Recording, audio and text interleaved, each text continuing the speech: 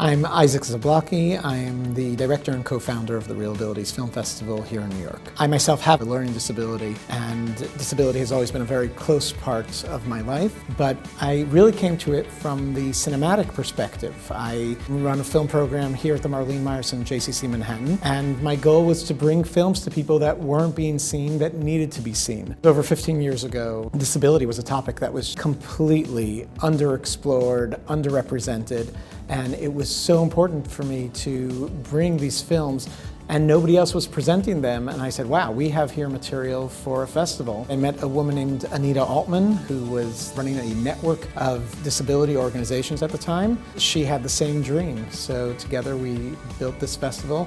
And 15 years later, we are the largest disability film festival in the world. We present in over 20 countries across the globe outside of New York, and are really one of the largest disability events in New York City. We look for high quality films. That's number one on our list. We also like progressive representation of disability, meaning we want first-person stories. We want to break the damage that Hollywood has done over the years to the disability community and really show the human stories. It's amazing to see how much has changed both in the community and within the films that we have. We create accessibility for all of our movies, and that means having audio description and captions, and that's something that's really costly, and we didn't have the budget for that at the beginning to do it for absolutely every film. Now we do it for every film. One of our goals with Real-Abilities is to aim at two different audiences, both to celebrate and to give a moment for the disability audience to be in the spotlight, but also to bring in the mainstream audience that doesn't know that they have that connection to the disability community yet. We do that through great movies, through movies that will attract anyone. And it's definitely changing people's perception of disability. I think that life often mimics art. And if we are not seeing people with disabilities on the screen being portrayed correctly, then we're not going to see them in our workplaces. We're not going to see them in our communities, or we're going to misrepresent them in our communities. By presenting the better perceptions of people with disabilities, we can change people's perceptions and create a new reality.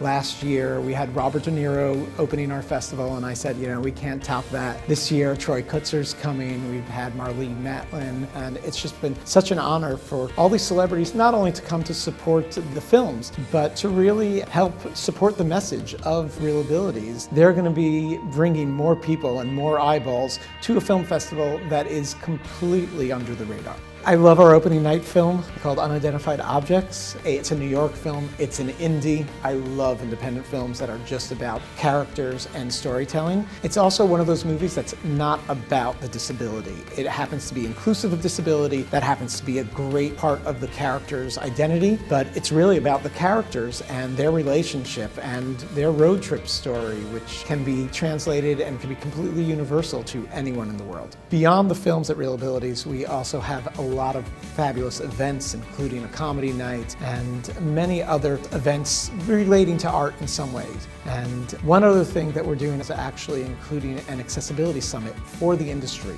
We've had so much demand to be taught how to make things more accessible. Last year we started this accessibility summit, and we're continuing it this year with the help of the Mayor's Office for Media and Entertainment, taking it to the next level and not just making this about film, but making it about all performing arts and how to create further accessibility. Real-Abilities runs both in person and virtually as well. When we had our first virtual festival, people wrote to us these amazing letters saying, I wanted to attend Real-Abilities all these years and I couldn't because I can't leave my house.